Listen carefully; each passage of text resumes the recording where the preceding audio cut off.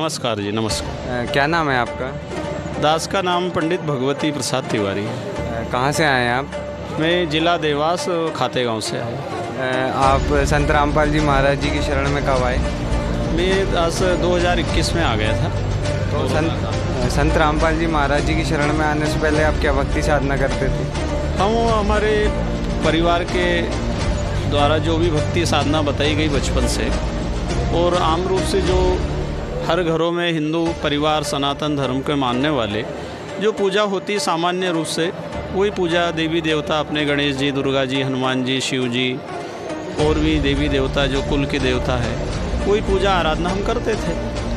Sir, हमने सुना है कि आप कथावाचक भी रह चुके हैं, तो आप खुद कथा करते थे, तो ऐसी क्या ज़रूरत आन पड़ी कि आप संत रामपाल जी महाराज जी की शरण में आ गए? हाँ, दास भागवत कथा करता था और 500 के लगभग कथा हो चुकी है, लेकिन संत रामपाल जी महाराज जी का ज्ञान सुनकर के अंतरात्मा में ऐसा लगा कि अपना ज्ञान अधूरा है।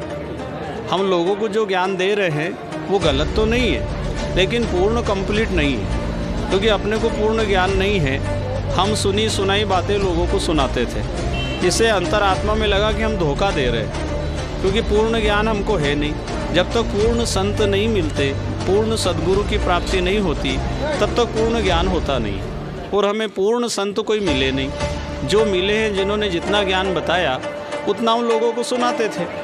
तो दास के मन में आया कि आत्मकल्याण कैसे होगा। तो फिर संत रामपाल जी महाराज जी के सत्संग प्रवचनों से अंतरात्मा में वो संतुष्टि हुई।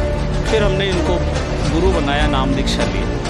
सर, आप एक गुरु पदवी पे रह चुके हैं, तो ये एक विचारणीय विषय है कि आपने भी कुछ ज़रूर सोचा समझा होगा, तो आप संत रामपाल जी महाराज जी की शरण में आए। तो आपने संत रामपाल जी महाराज जी के प्रवचनों में ऐसा क्या देख लिया जो आप संत रामपाल जी महाराज जी की शरण में आ गए? क्योंकि आप खुद भी एक भागवत गीता के कथावाचक थे, इसका क्या कारण सर? वो क्या है, कथा सुनाता था मैं, और सारे संतों की वाणी को सुन कर के मैंने भी कथाओं में सारी बातें बताई, लेकिन अंतरात्मा में ये भाव रहता था कि हम गुरु योग्य नहीं हैं, और जिस पद पर बैठे हैं हम जो ज्ञान लोगों को दे रहे हैं वो कंप्लीट ज्ञान नहीं है। रामपाल जी महाराज जी का ज्ञान इतना सच्चा लगा क्योंकि वो वेद शास्त्र पुराण उपनिषदों के आधार पर भक्ति बताते हैं।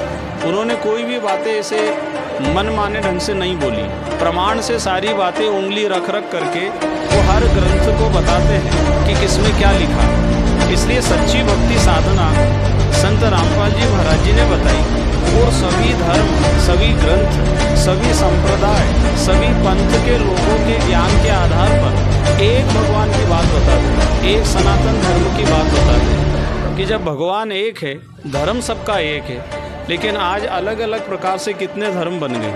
तो रामपाल जी महाराज जी की सबसे अच्छी बात ये लगी कि जीव हमारी जाति है, मानव धर्म हमारा, हिंदू मुस्लिम सिख ईसाई धर्म नहीं कोई न्यारा। आज